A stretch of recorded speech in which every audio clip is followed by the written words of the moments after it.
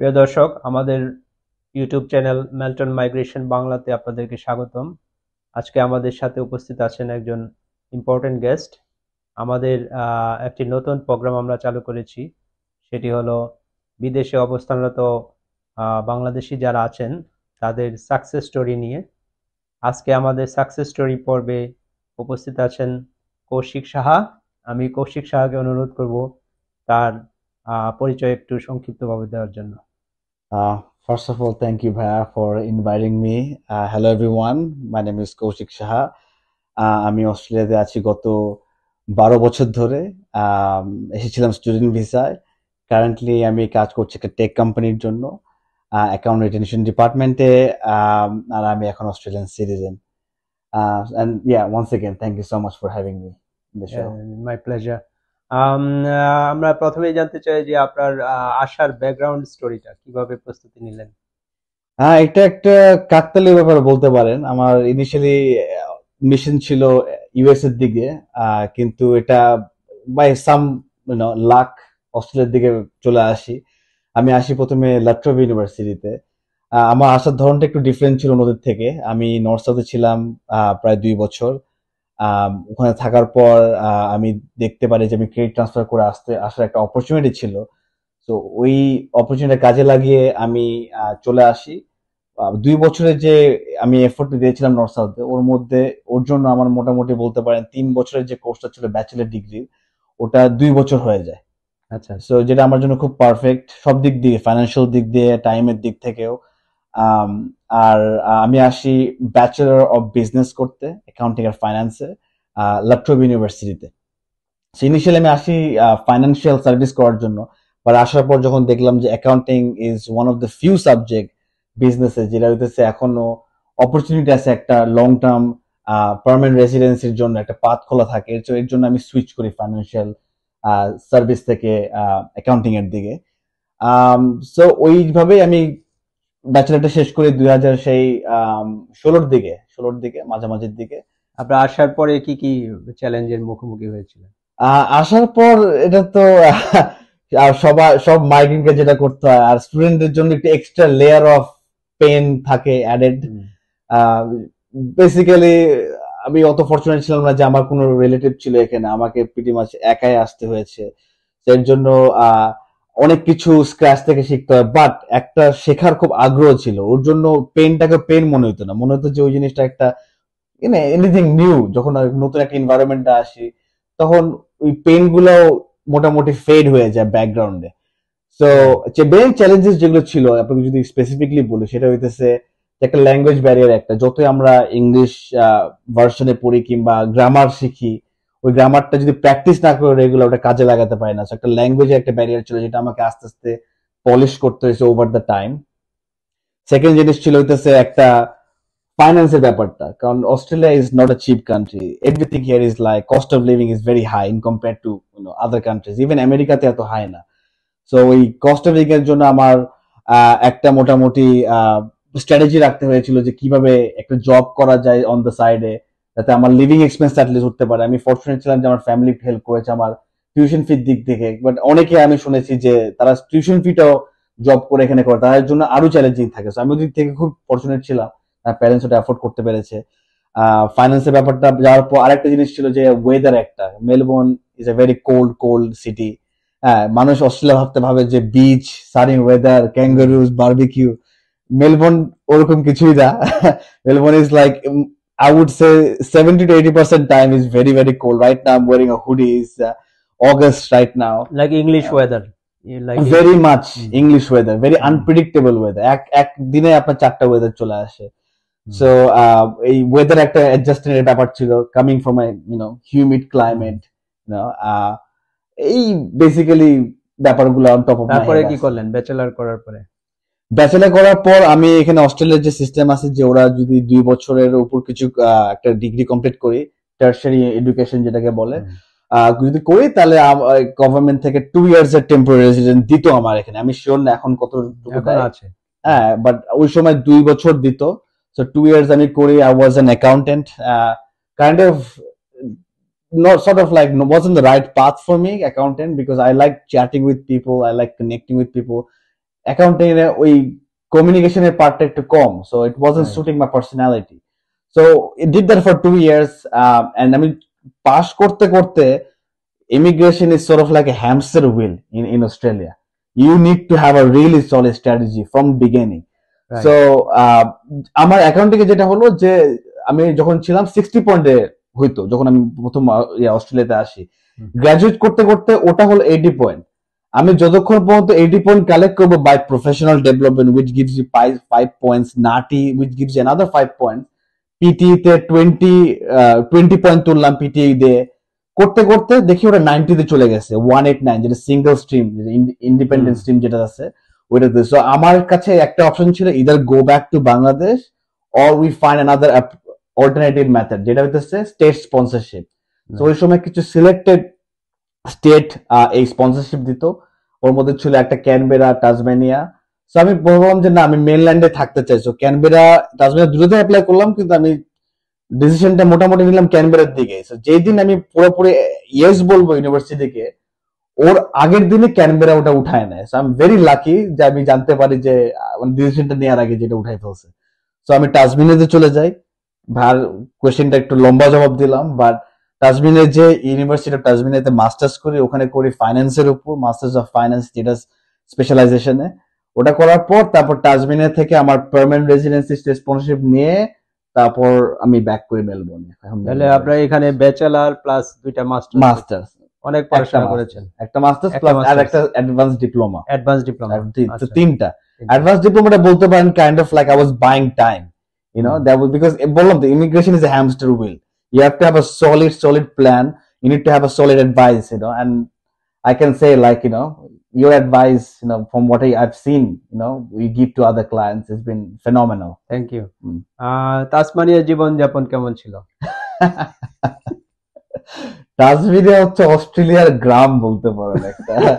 অস্ট্রেলিয়ার গ্রামের যে লাইফস্টাইল হয়, গ্রামের একটু শান্তিপূর্ণ হয়, এট দ্য সেম টাইম আপনার একটু কোয়াইট হয়। So as a young person, আমি তো তখন বিয়েও করিয়ে দিই, সো আমি একাই গিয়েছি। সো অ্যাজ এ কাপল বলবো it's a nice place, you know, you have more echo চেম্বারে আপনার আপনার অপরচুনিটি আছে মোর কাপলদেরকে মিট করার, you know, less lonely feel করার। But as a single person it can be challenging, you know, specially আপনাকে লোনলিনেসটা একটা খুব, মানে যে ভাই যে প্রথম কোশ্চেন করছে চ্যালেঞ্জ, যেটা এই পয়েন্টটা আমি মিস করছি। লোনলিনেসটা it's a very very big thing, যে আপনার এখানে ফ্যামিলিকে ছেড়ে আসতেছেন, হ্যাঁ, যতই আপনার এখানে ফ্রেন্ডশিপ থাকুক, একটা আপনার একটু একা একা লাগবে এখানে, এই জিনিসটা একটু অ্যাডজাস্ট করতে টাইম লাগে। তো টাসমানিয়াতে লাইফস্টাইলটা একটু একা ছিল প্রথমের দিকে, পরে আমি মানুষের সাথে পরিচয় হওয়ার পর একটা ভালো সার্কেল তৈরি করতে পারি। আর একটা জিনিস বলবো, জব ওখানে অত ভালো না, ইভেন অড জবও বলতে পারেন, যদি আপনি যদি সাইডে কিছু ইনকাম করতে চান while you are studying, Tasmania there not a lot of opportunities. It's sort of like just small town mentality, who knows who, কে কাকে চেনে। সো এটাই টাসমানিয়ার সবকিছুর ক্ষেত্রে অ্যাপ্লিকেবল, জবের ক্ষেত্রে। সো ওখানে যদি কেউ যে যেতে চায় ফিউচারে, ফোকাস রাখতে হবে নেটওয়ার্কিং কিভাবে করতে, কমিউনিটিতে ঢুকতে হবে, সবার সাথে ইয়ে করতে হবে। আপনি যদি ইন্ট্রোভার্ট হন, আপনার জন্য এক্সট্রা চ্যালেঞ্জ হয়ে যাবে। So you have to be very extrovert. Very good suggestion. তো তারপরে তাসমানিয়া কতদিন থাকলেন, তারপরে চলে আসলেন? তাসমানিয়াতে আমি ছিলাম 5 বছর। আচ্ছা। 5 years I stayed there.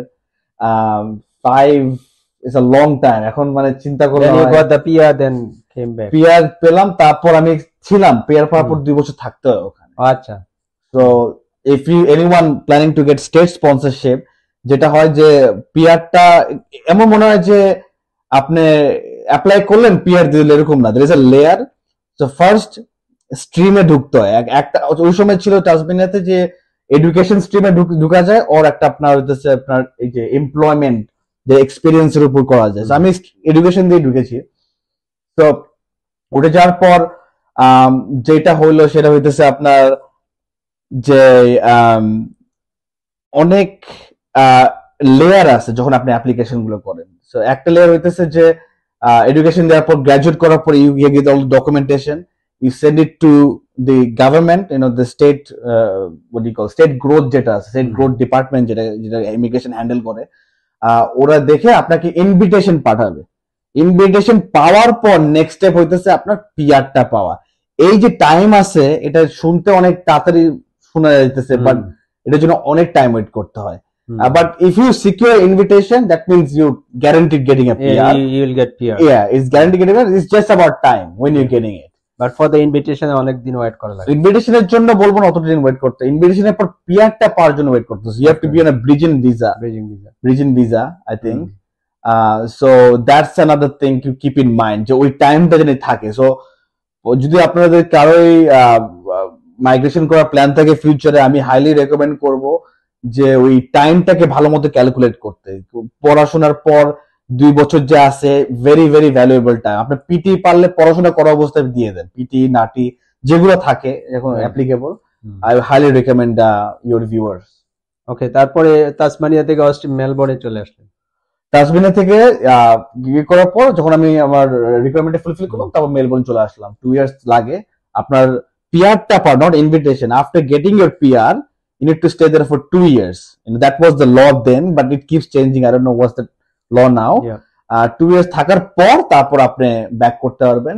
It's sort of like a moral commitment, not like a on pen and paper commitment. ওখানে বলবে না গভর্নমেন্ট আপনাদেরকে যে আপনাকে 2 বছর থাকতে হবে, যদি জান আপনার ব্রিচিং হয়ে গেল, এমন কিছুই না। আপনি একটা প্রমিস করতেছেন যে গভর্নমেন্টকে, যে moral obligation, ethical and moral. PR পাওয়ার পরে অ্যাকচুয়ালি বাইন্ডিং করা যায় না, তারপরে এটা মোরাল অব্লিগেশন। কারেক্ট। যাই হোক, তারপরে মেলবোর্নে আসার পরে কি করলেন? মেলবোর্নে আসার পর আমি ওই সময় যখন ছিলাম তাসমানিয়াতে, আমি ডিজিটাল মার্কেটিং এ ঢুকি। ওখানে আমি আমার নিজের ফার্ম ছিল, গ্রাজুয়েশনের পর ওটা চালাই। তারপর আমি আরেকটা ফার্মের জন্য আমার বিজনেসের পর নেক্সট স্টেপ ছিল যে আরেকটা এজেন্সির জন্য আমি করি। ওই সময় একটা ফানি জিনিস ছিল যে there is a marketing agency for beef and dairy industry, for agriculture industry. So I was very shocked to see যে অস্ট্রেলিয়ার শুনি যে অস্ট্রেলিয়ার বিফ অনেক মানে অসাধারণ, অস্ট্রেলিয়ার দুধ অনেক অসাধারণ। We hear a lot of these things. বাংলাদেশে আমরা শুনি না, এখানে আসলে অনেক বড় একটা ইন্ডাস্ট্রি, লাইক ইউ নো। আচ্ছা, তারপরে মেলবোর্নে আসার পরে আপনি কিভাবে কি করলেন? মেলবোর্ন আসার পর আমি আর অ্যাকাউন্টিং কাজ করিনি। So while I was living in Tasmania, I switched to a different career path. So আমি ডিজিটাল মার্কেটিং এর দিকে যাই। ওখানে ডিজিটাল মার্কেটিং এ আমি একটা অপারেশন ম্যানেজার ছিলাম একটা এজেন্সির জন্য। ওখান থেকে আমি টেকে ঢুকি। ডিজিটাল মার্কেটিং একটা গুড স্টেপিং স্টোন ছিল আমার এটা বেসিক্যালি। সো টেক কোম্পানি চাকরি করি, টেকে থেকে এখন আরেকটা টেক কোম্পানিতে মেলবোর্ন বেস চাকরি করি। So yeah, I'm currently working for that company, and right now just like living my life. Working from home also. Working from home is a good option. অস্ট্রেলিয়াতে এখন ভিক্টোরিয়াতে আই গেস, যেখানে Victoria যে স্টেটে আমরা আছি এখন, একটা ল ম্যান্ডেট করতেছে যে 2 days minimum working from home. So আর টেক কোম্পানি গুলো একটু রিল্যাক্স থাকে আপনার। এই বেসিক্যালি আপনি যদি ব্যাংকিং করেন, ওরা একটু কনভেনশনাল স্টাইল যে আপনি 5 দিনে অফিসে যেতে হবে, কিন্তু টেকরা হইতেছে relax, as long as you're getting the job done, that's all they care. Right. তারপরে বাড়ি কিনলেন কবে, কিভাবে কি করলেন? বাড়ি কিনলাম লাস্ট ইয়ারে। সো আপনার বেসিক্যালি পিআরটা খুব ইম্পর্টেন্ট। পিআরটা পাওয়ার পরে আপনি এলিজিবল থাকবেন বাসা কেনার। It's a very home loan পাওয়া যায় ডেফিনেটলি, এখানে অনেক অ্যাভেলেবল। আর আমি আরেকটা জিনিস সাজেস্ট করবো, আপনার স্টুডেন্ট থাকা অবস্থায় আপনার কোনো ব্যাড ক্রেডিট রেটিং করেন না, যতটা পারেন। আপনারা যদি ক্রেডিট কার্ড নেন সমস্যা নিতে পারেন, কিন্তু আপনার টাইম মতো পেমেন্ট করে দিন। যত ভালো ক্রেডিট রেটিং থাকবে যখন আপনি লোনের জন্য অ্যাপ্লাই করবেন, তত বেশি আপনার বরোয়িং ক্যাপাসিটি থাকবে, আপনার ইন্টারেস্ট রেটটা ভালো পাবেন। ইভেন 0.01% ইন্টারেস্ট রেটও আপনার অনেক থাউজেন্ডস অফ ডলার বাঁচা যেতে পারে। So highly recommend to work on a credit rating when you start. কয়েকটা ওয়ে আছে, যেটা হইতেছে আপনার ক্রেডিট কার্ড নিয়ে আপনার টাইম মতো পেমেন্ট করলেন, লোন রিসাইকেলিং বলে এটাকে। তারপর আপনার যদি কোনো কার লোন নেন, ওগুলো আপনি ঠিক মতো টাইম মতো পে করেন।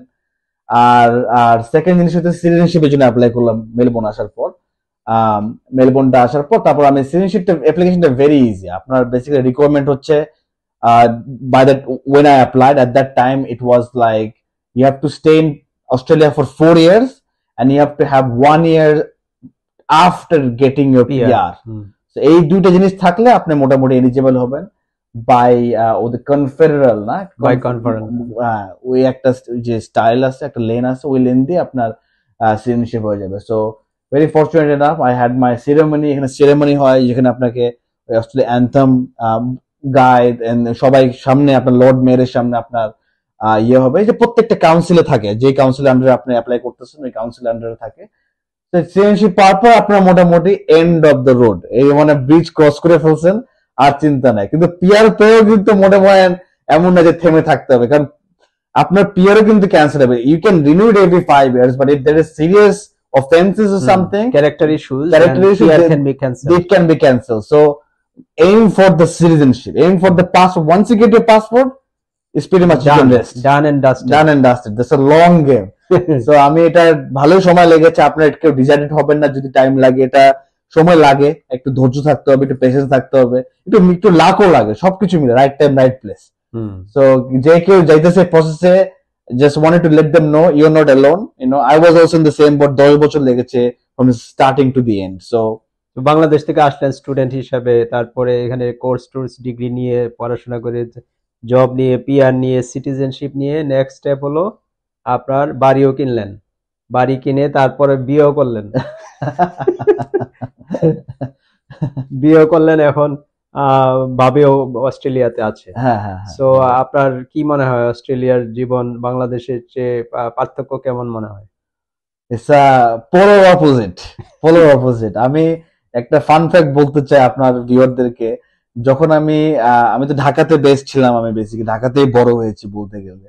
Dhaka was considered, when I came back in 2014, I think around, it was considered 13 or 14, roughly around that.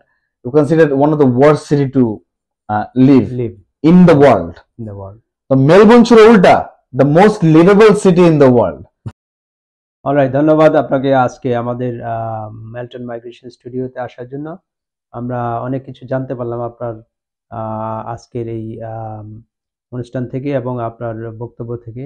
আশা করি ভবিষ্যতেও এরকম কোনো প্রোগ্রামে আবার দেখা হবে। ধন্যবাদ সবাইকে, ধন্যবাদ দর্শকবৃন্দ। Thank you for having me.